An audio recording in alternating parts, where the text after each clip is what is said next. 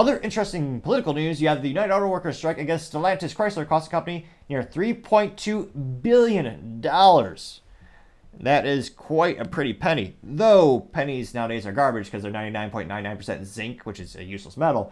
I should say a pretty vintage penny, which is actually made out of copper, which is actually worth something, both in terms of monetary as well as industry. But nevertheless, that's a pretty vintage penny. Now, this is coming from CNBC, and they say that the labor strikes by the United Auto Workers Union against Stellantis estimated cost the company about 3.2 billion or 3 billion euros in lost revenue through October. This is actually also coming straight from the company.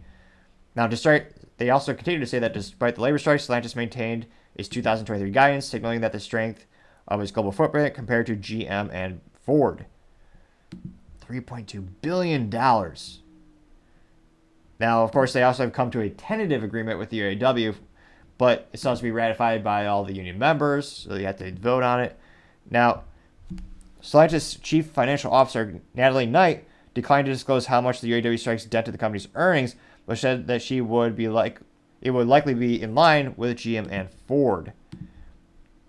So, cost about people think that's a lot of money in terms of $3.2 billion. It's not nothing, but I think we also have to remember when the strike first commenced, they were asking between $80 and $100 billion over the course of the 4-year contract.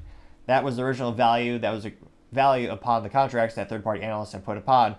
So, even though it cost them 3.2 in revenue, it's actually not too bad because, again, that's revenue, not profit.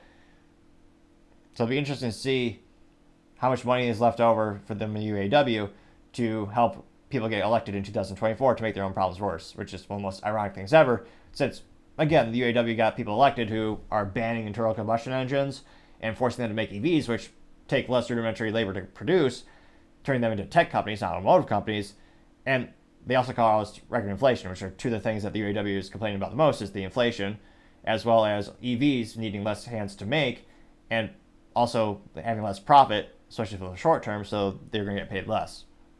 So they kind of created their own problem. But it'll be interesting to see what kind of effect this has on, from a political perspective. Do they have less money to donate into the upcoming elections? I'm fascinated to hear what you have to say.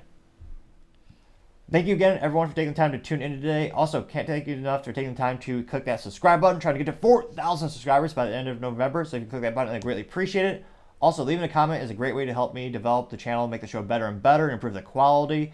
And lastly, don't forget to take time to tell your family, tell your coworkers, tell your friends, tell your enemies, tell anyone and everyone. Just stay safe and fight the good fight.